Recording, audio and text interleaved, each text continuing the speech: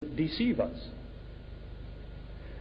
I'll come back to that in a moment, but I'd also like to point out that it may seem I'm discussing some things that there are surprising things you find in the Qur'an taken from ancient times, but there are surprising things found that have to do with our modern times. That is, the Qur'an is not an old problem, it's still a problem today.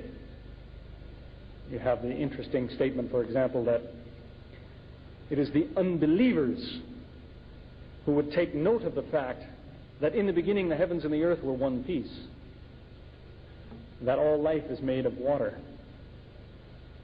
Well, that's what they awarded the 1973 Nobel Prize for. A couple of unbelievers talked about the origin of the universe, how it began from one piece, which they keep verifying till now.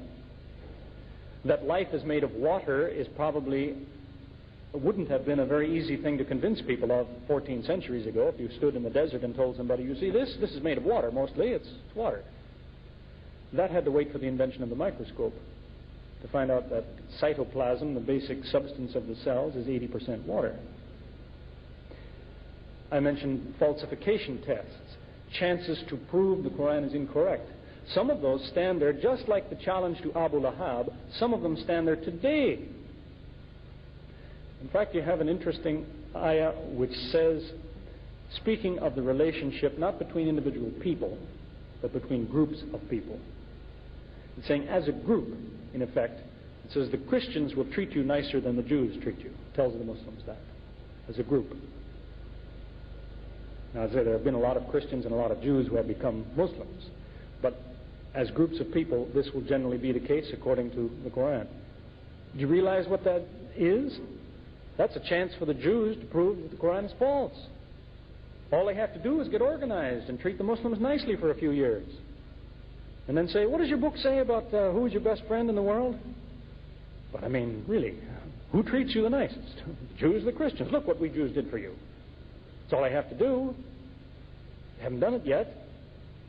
But it stands there as a challenge saying, you want to prove it's wrong? Do this. And as I mentioned, if somebody wants to insist that the Qur'an is a deception, then they have to show where the deception is. That is, it's a common theme that runs throughout the Qur'an, time and time again. That the Qur'an says, do they say such and such? Let them bring their proof. You are never supposed to say something unless you bring the evidence.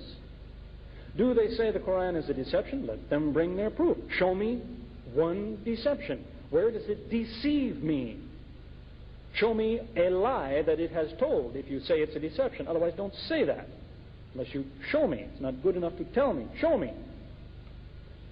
Now, I know that some people, they have some ideas about where the Qur'an has deceived the Muslim, but this just shows they haven't examined it very carefully. Maybe the Muslim hasn't examined it very carefully, in fact. We'll find, as an example, some Christians will say, well, where the Qur'an deceives you is, it tells you about all sorts of good things that you should do, but it lies to you. It tells you God doesn't have a son. Is that a lie that the Qur'an has told us?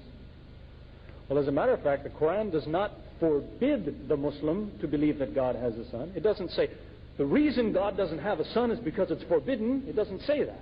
It tells you why he doesn't have a son. It gives you the reason. Because God doesn't have a son, because if when you say son you mean this, that can't be. You mean this when you say son? That can't be. Do you mean that?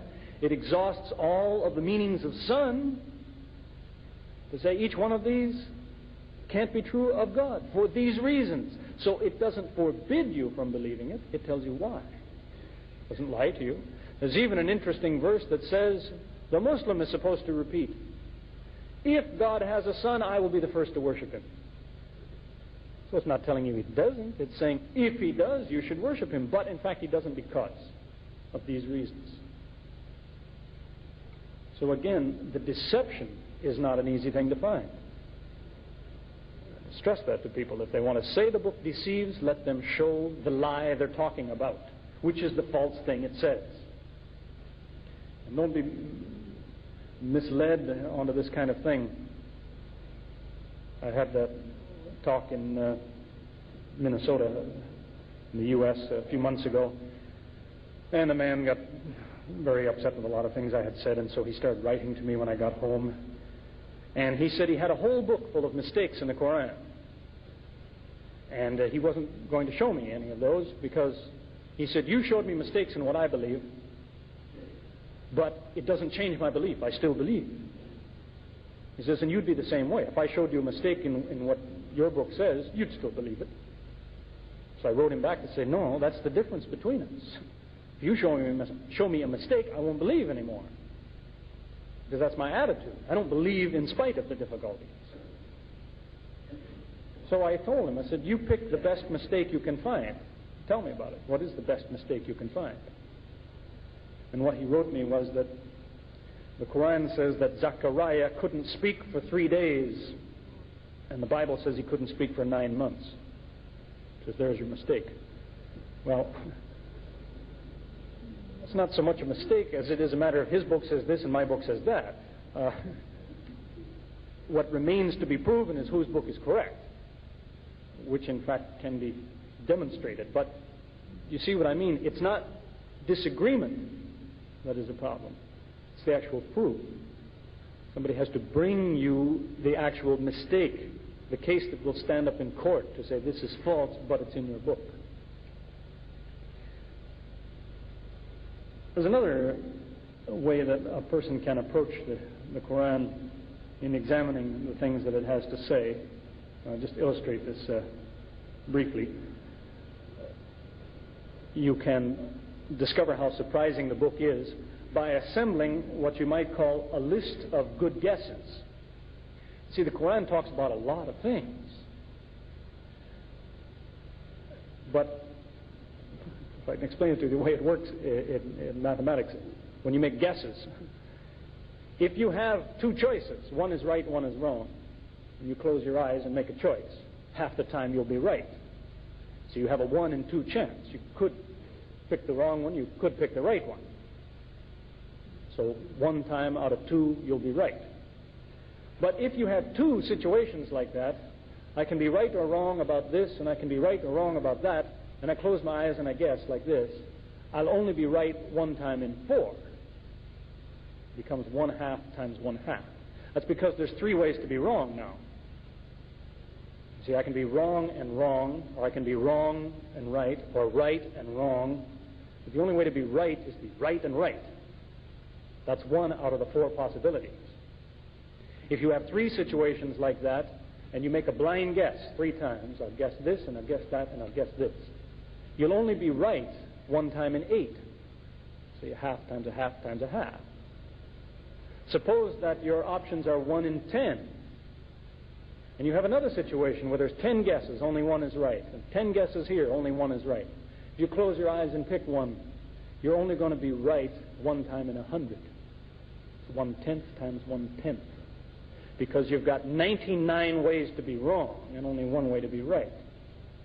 So it is that if you draw up a list of the correct things the Qur'an has said, it becomes very unlikely that these are all good guesses.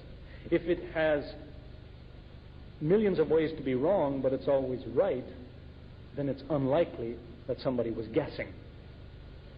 I'll give you 3 examples that already make the odds 1 in 8.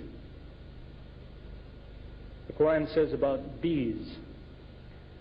It speaks of the bee which leaves its home for gathering food. And it says in this ayah that this bee is female.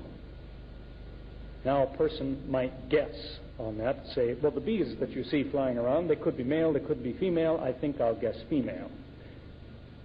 He has a 1 in 2 chance of being right. So happens the Qur'an is right. It also so happens that's not what most people believed at that time. Can you tell the difference between a male bee and a female bee? It takes a specialist to do that anyway. But the male bee never leaves the home to gather food.